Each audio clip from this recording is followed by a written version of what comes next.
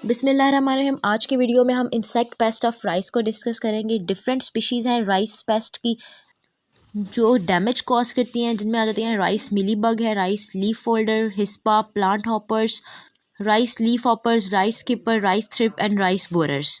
One by one इनको discuss करेंगे। सबसे पहले आ जाता है rice mealybug. It is the pest of the rice crop, जो कि एक इकोनॉमिक डैमेज कॉज करता है राइस क्रॉप को। This belongs to the order Hemiptera.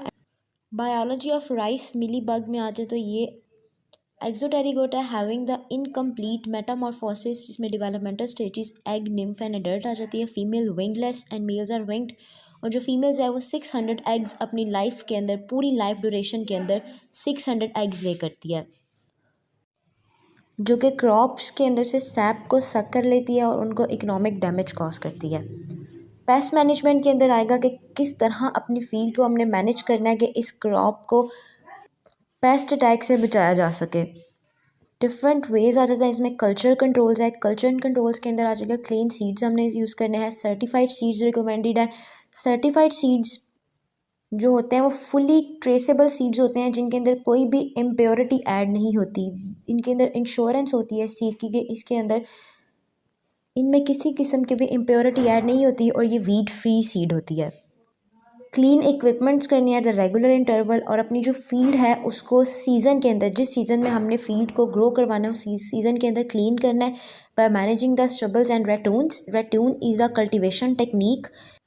रेटून cropping के अंदर जो राइस क्रॉप की रीग्रोथ होती है, यानी एक दफ़ा क्रॉप की हार्वेस्टिंग कर ली, उसके बाद जो रीग्रोथ होती है स्टबल्स के अंदर से, उन क्रॉप को कैसे मैनेज करना है, इसको कहेंगे ratoon cropping. And repairing the bunds. Short duration और रेजिस्टेंट कल्टीवेटर्स को हमने यूज़ करना है ताकि इंसेक्ट और पेस्ट की पॉपुलेशन को डिक्रीज़ किया जाए। और जो टाइमली सीड सोइंग करनी है नर्सरीज के अंदर, ट्रांसप्लांटिंग इन द फील्ड को भी टाइमली ही करना है। एट द सेम टाइम पे आपने प्लांट लगाना है, अपनी क्रॉप को लगाना है, जहाँ पे जब जिस टाइम के ऊपर बाकी जो काश्तकार हैं, जो बाकी नेबर्स हैं, वो उस प्लांट को लगाएंगे। 1 to 2 वीक्स का गैप आ सकता है, लेकिन plant as the same time as your neighbours to minimise the insect disease, bird and the rat pressure. अगर हम प्लांटिंग लेट करेंगे, जो दूसरे फार्मर्स हैं वो पहले सोइंग कर लेंगे, तो वो अपने पेस्टिसाइड्स को या पेस्ट कंट्रोल करने के लिए जो भी वेज हैं उनको पहले यूज़ करेंगे, और उनकी वजह से जो पेस्ट हैं वो आपकी क्रॉप के ऊपर ग्रो मूव कर जाएंगे। तो अगर इंसेक्ट डिजीज़ या बर्ड के प्रेशर को कम करना है तो सेम टाइम के ऊपर प्लांटिंग करनी है as to your neighbours. Fertilisers को एक्सेसिव अमाउंट में यूज़ नहीं करना, क्योंकि फर्टिलाइज़र्स जो होते हैं वो नाइट्रोजन फर्टिलाइज़र्स हैं, और नाइट्रोजन फर्टिलाइज़र्स, जब नाइट्रोजन की क्वांटिटी ज़्यादा हो जाएगी तो पेस्ट और डिजीज़ की भी सक्सेप्टेबिलिटी ज़्यादा हो जाएगी। पेस्टिसाइड्स का भी ओवर यूज़ नहीं करना। फार्मर्स के अंदर बहुत कॉमन है कि वो एनिमीज़ को या पेस्ट को किल करने के लिए पेस्टिसाइड्स का ओवर यूज़ कर देते हैं, लेकिन इन पेस्टिसाइड्स की वजह से जो पेस्ट के नेचुरल एनिमीज़ होते हैं, जो कि बायोलॉजिकल कंट्रोल के अंदर हेल्पफुल होते हैं, उनका भी खात्मा हो जाता है। इसीलिए कहा जाता है कि जब प्लांटिंग की जाए तो विद इन द 40 डेज़ में पेस्टिसाइड्स को यूज़ ना किया जाए, और क्रॉप रोटेशंस, यानी कि एक ही टाइम के ऊपर डिफरेंट टाइप्स ऑफ क्रॉप्स को सेम एरिया के अंदर ग्रो करवाया जाता है according to the sequence of their growing seasons. इसकी वजह से इंसेक्ट पेस्ट जो है वो रिड्यूस हो जाते हैं। बायोलॉजिकल कंट्रोल में कि हम पेस्ट मैनेजमेंट को बायोलॉजिकली कैसे कंट्रोल किया जा सकते हैं, इसमें जो लिविंग ऑर्गेनिजम्स हैं उन्हीं पेस्ट की जो नेचुरल एनिमल्स हैं उनको यूज़ करके पेस्ट को कंट्रोल किया जा सकता है, जिनमें एग्जांपल आ जाती है लेडी बीटल्स की, लेसविंग्स की एंड सार्फिड फ्लाइज की। ये इंपॉर्टेंट बायो कंट्रोल एजेंट्स हैं। इनकी स्पीशीज़ हैं क्रिप्टोलेमस मॉन्टेज़ोरी, ये प्रीडेटर है जो कि मिलीबग को प्रे करता है, और कोलियोप्ट्रा कोकिनिलिडी फैमिली से बिलोंग करता है। नेक्स्ट वन इज़ द एनेसियस एरिज़ोनेंसिस, ये पैरासिटाइड है, हाइमेनोप्टेरा ऑर्डर से बिलोंग है। जो केमिकल कंट्रोल के अंदर इंसेक्टिसाइड्स यूज़ किए जाते हैं उनके अंदर क्लोरपायरोफस आ जाता है, थायामेथॉक्सन एंड स्पाइनोटोरम। इन इंसेक्टिसाइड्स को डाल के पेस्ट के ऊपर कंट्रोल किया जा सकता है। इसमें जो क्लोरपायरोफस है ये इन पेस्ट के नर्वस सिस्टम के ऊपर अफेक्ट करता है और फिर उनको किल कर देता है।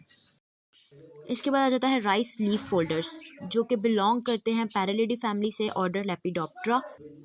ये जो राइफ लीफ फोल्डर्स हैं ये लीफ के अक्रॉस एक थ्रेड स्पिन करते हैं। इसकी वजह से जो लीफ है वो टाई हो जाता है और आपस में उसके जो मार्जिन्स हैं वो जुड़ जाते हैं, वो क्लोज हो जाता है लीफ टू रोल। लीफ जो है वो रोल कर जाता है। रोड लीव्स के अंदर इनके जो लार्वी हैं सरफेस टिश्यूज़ को सब्सक्राइब करते हैं और एक वाइटिश स्ट्राइप्स क्रिएट करते हैं। मैनेजमेंट की बात करें तो सबसे पहले आ जाते हैं बायोलॉजिकल कंट्रोल्स। इनके अंदर जो नेचुरल एनिमीज़ हैं बहुत सी egg, larval and pupal parasitise हैं, जैसे कि ब्रैकोनिड्स हैं, बैथिलिड हैं एंड ट्राइग्रोमेटिड स्पीशीज़। इसके अलावा कुछ प्रीडेटर्स हैं जो कि इनके ऊपर फीड करते हैं, जिनमें आ जाती हैं कॉक्सीनेलिड्स हैं, पेंटाटोमिड्स, मायरिड्स एंड स्पाइडर्स, जो कि राइस लीफ फोल्डर के ऊपर अटैक करते हैं।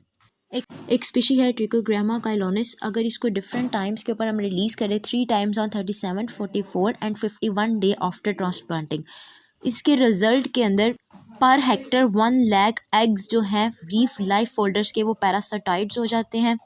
कल्चर कंट्रोल के अंदर प्लांटिंग से पहले जो वीड्स होते हैं उनको ख़त्म कर देना चाहिए, क्योंकि ये बहुत से लार्वी के लिए बेनिफिशियल होते हैं, तो वो इनके ऊपर आके फीड करते हैं, इसलिए इनको ख़त्म कर देना चाहिए।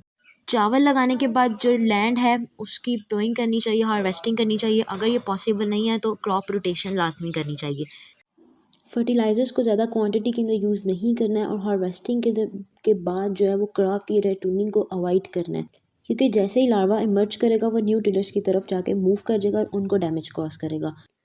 केमिकल कंट्रोल के अंदर जो लीफ फोल्डर है उसके लिए जो इंसेक्टिसाइड यूज़ किया जाता है डेट इज़ कार्टेप हाइड्रोक्लोराइड, और इसको स्टैंडिंग वाटर के अंदर अप्लाई करना है जब जो इंसेक्ट की पॉपुलेशन है वो इकोनॉमिक थ्रेशोल्ड लेवल तक पहुंच जाएगी। Best insecticide for the rice leaf folder is the Karate. Next pest आ जाता है राइस का, that is the rice hispa. It is the beetle that belong to the family Coleoptera, family Chrysomelidae. Rice hispa जो है ये लो land rice crops होते हैं, उनको एक एक्सटेंसिव डैमेज कॉज करता है, वो ग्रो ही नहीं कर सकते। इनके जो एडल्ट्स हैं और ग्रब्स दोनों जो है फीड करते हैं राइस के ऊपर, उसको डैमेज कॉज करते हैं। इनके जो डैमेज में देखा जाए तो लीव्स जो हैं वो वाइटिश हो जाते हैं और ड्राई हो जाते हैं, और उनका सरफेस एरिया है वो कम हो जाता है क्योंकि वो रोल्ड हो जाते हैं। मैनेजमेंट में देखें तो रेटूनिंग से अवॉइड करना चाहिए, एक्सेस नाइट्रोजन एप्लीकेशन को अवॉइड करना चाहिए, यानी जो फर्टिलाइज़र्स हैं उनका एक्सेसिव यूज़ नहीं करना चाहिए, प्लांटिंग जल्दी कर लेनी चाहिए। अगर हम इन बीटल्स को, ये राइस हिस्पा को हैंड पिकिंग करते हैं तो हैंड पिकिंग से जो लीव्स हैं वो डैमेज हो जाती हैं। इनके नेचुरल एनिमीज़ में आ जाती हैं ब्रैकोनिड वैस्प्स हैं जो राइस हिस्पा की लार्वी को पैरासिटाइज कर देती हैं। इसके अलावा प्यूपल पैरासाइट्स हैं जिनके अंदर 3 टेरोमेलिड स्पीशीज़ आ जाती हैं, यूटेरोमेलस, ट्राइकोमेलोप्सिस एंड चैरोटेनस स्पीशी। स्प्रेज और जो डस्ट होती हैं वो अफेक्टिव होती हैं ग्रैन्युलर फॉर्मेशंस की निस्बत, यानी कि आपने जो इंसेक्टिसाइड यूज़ करना है वो ग्रैन्युलर फॉर्मेशन के बजाय स्प्रेज वाले यूज़ करना। सिस्टमिक पेस्टिसाइड्स जो हैं वो रेजिडुअल प्रोटेक्शन प्रोवाइड करते हैं, लॉन्गर प्रोटेक्शन प्रोवाइड करते हैं। सिस्टमिक इंसेक्टिसाइड वो होते हैं जो कि प्लांट के ज़रिए इंसेक्ट की बॉडी के अंदर मूव करते हैं, यानी कि वो प्लांट खाता है, उसको इंजेस्ट करता है, तो वो जो प्लांट उसके ऊपर इंसेक्टिसाइड लगे होते हैं वो जाके पेस्ट को डैमेज कर देते हैं और पेस्ट किल हो जाता है। केमिकल कंट्रोल के अंदर इंसेक्टिसाइड पॉलीट्रिन सी को यूज़ किया जाता है। नेक्स्ट पेस्ट आ जाता है प्लांट हॉपर्स, जो कि ऑर्डर होमोप्टेरा से बिलोंग करते हैं, फैमिली डेल्फासाइडी। डिफरेंट स्पीशीज़ हैं जैसे कि ब्राउन प्लांट हॉपर्स हैं, white back plant hopper and paddy plant hoppers. जो ब्राउन प्लांट हॉपर है इनमें दोनों होते हैं, मैक्रोटेरस भी एंड ब्रैकीटेरस भी। मैक्रोटेरस जिनके जो विंग्स हैं वो लार्ज होते हैं, ब्रैकीटेरस विंग रिड्यूस्ड होते हैं। इनकी बॉडी जैसे कि नेम से जो है ब्राउन कलर की होती है, साइड पे पिक्चर भी नज़र। वाइट बैक प्लांट हॉपर के अंदर जो 4 विंग्स होते हैं वो सब हाइलीन होते हैं और डार्क वेन्स प्रेजेंट होती हैं। क्रीमी वाइट इनकी बॉडी होती है, लेकिन जो इनका एब्डोमेन होता है वो ब्लैक होता है फ्रॉम इट्स डॉर्सल साइड, और इनकी जो लेग्स होती हैं these are the yellowish brown type. Paddy plant hopper जो है वो मेटालिक ब्राउन एब्डोमेन होता है, इनका विंग्स ट्रांसपेरेंट होते हैं और जो विंग वेन्स होती हैं वो ब्राउन होती हैं। जो सेकंड वाली पिक्चर है date is the example of paddy plant hopper. देखिए इनकी जो वेन्स हैं वो ब्राउन कलर की हैं। सोगेटेला फ्रूसीफेरा।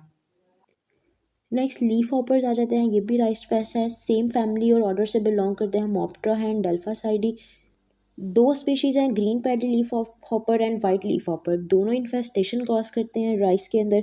ग्रीन पैडी लीफ हॉपर की बायोलॉजी देखें तो इनके जो 4 विंग्स होते हैं उनके ऊपर ब्लैक डिस्टिंक्टिव स्पॉट्स प्रेजेंट होते हैं, बट किसी स्पीशी के अंदर ये स्पॉट्स एब्सेंट भी हो सकते हैं।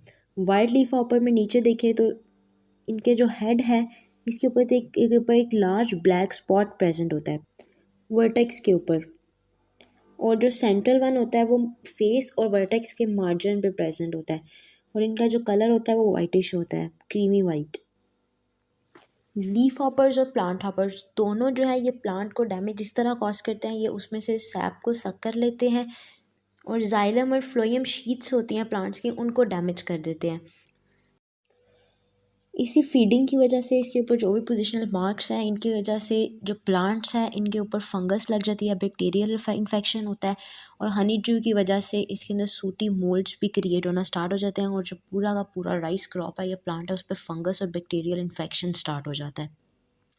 इसीलिए सबसे पहले कल्चर कंट्रोल में प्रॉपर सैनिटेशन प्रोवाइड करनी चाहिए लीफ हॉपर और ग्रॉस हॉपर से, ताकि कोई भी बैक्टीरियल फंजाई इन्फेक्शन नहीं होना चाहिए। Rotation of rice with another crop is might be affected.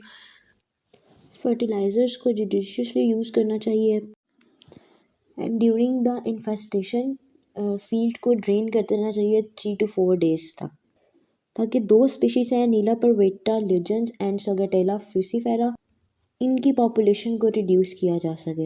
In their biological control parasitic wasps हैं डिफरेंट जो इनके नेचुरल एनिमीज़ हैं, जिनमें माइमेरिड, ट्राइकोग्रामेटिड एंड यूलोफिड वास्प्स प्लांट हॉपर्स के लिए होती हैं, और ग्रीन लीफ हॉपर के जो एग्स हैं वो पैरासिटाइज किए जा सकते हैं by the trichogrammatid wasps and mymarid wasps.